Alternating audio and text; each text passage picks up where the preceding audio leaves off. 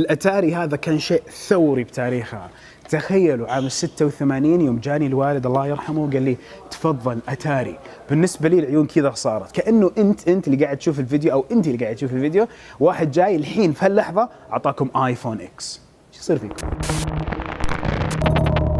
السلام عليكم ورحمة الله وبركاته، أخوكم فيصل السيف ومن الذاكرة مرة ثانية. وفعليا أحد الأجهزة اللي عشت حقبة زمنية رائعة معاها. تخيل الأتاري هذا يوم أنت تحط الكارتريج فيه وتقعد تشغل السويتش وين كان أي واحد، أوكي تشغل الأون، بعدين تقدر تختار إذا التلفزيون ملون ولا أسود وأبيض، وأيضا تقدر تشوف الجيم سيلكت يعني اختياراتك بين الألعاب واللف والدوران زي كذا.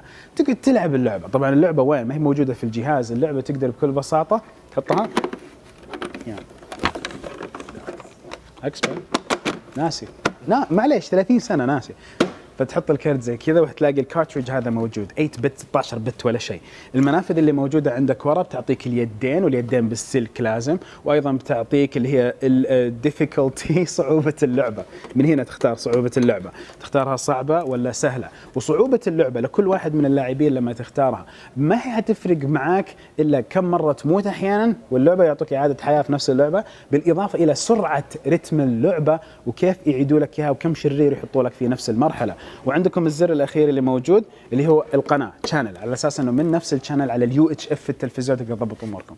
هذه يبغى لها ديكشنري، يبغى لها يوم نقعد نسولف عليها، اليو اتش اف والفي اتش اف، الترا هاي فريكونسي والفيري هاي فريكونسي، هذه كيف نضبطها على التلفزيون. بس لا، خلينا نرجع من الذاكره اهم. كومبات تم اصدارها في عام 78، وبعدين عندكم من اوائل الالعاب اللي تم اصدارها في عام الثمانينات اللي عندكم وورلوردز. وبعدها اللعبة اللي جابت أرباح مجنونة لنفس أتاري لما حولوها من الأركيد وجابوها على الأتاري، نتكلم على باك مان في عام 81. الحين هذه الألعاب رايقة، ولكن أبي لكم تشوفوا أول يد استخدمتها في حياتي لما نتكلم على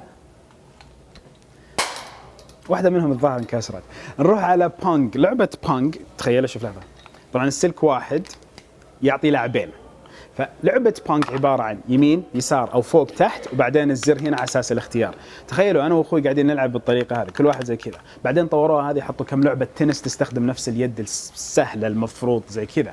وبعدين جتنا اللعبة حقت الطيارات المتخصصة في الطيارات، اليد اللي يمكن مألوفة عليكم كثير، يد الأتاري الأساسية.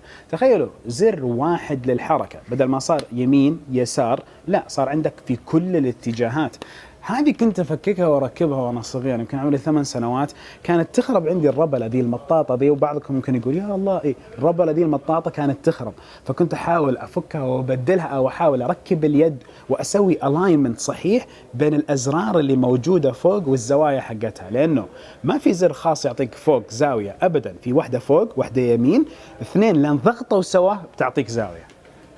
حقبة زمنية. في الرياض في الثمانينات كان صعب جدا انك تلاقي العاب، فما بالكم العالم العربي. كان في لبنان في العاب اكثر من الالعاب اللي موجودة عندنا في الرياض، فاللي يروح بيروت يقول جيب معاك، ايضا اللي يروح سوريا، ايضا كان وقتها على العراق كان في عندهم العاب وترفيه وقتها في الاتاري يجيبوا الاشياء ذي، فصعب وجود هذه الاشياء. بس تخيلوا الحين تيجي مثلا هنا اكسايت تلاقي ربع الدور كله العاب، لا واكثر من كونسول. اول اتاري ومحجورين وحالتنا حاله والكوميدور والاشياء دي كلها، فالترفيه تغير بشكل جذري. الشيء اللي يحز بخاطري، خذوا 5 ثواني من المنظر ده، شوف اللعبه دي.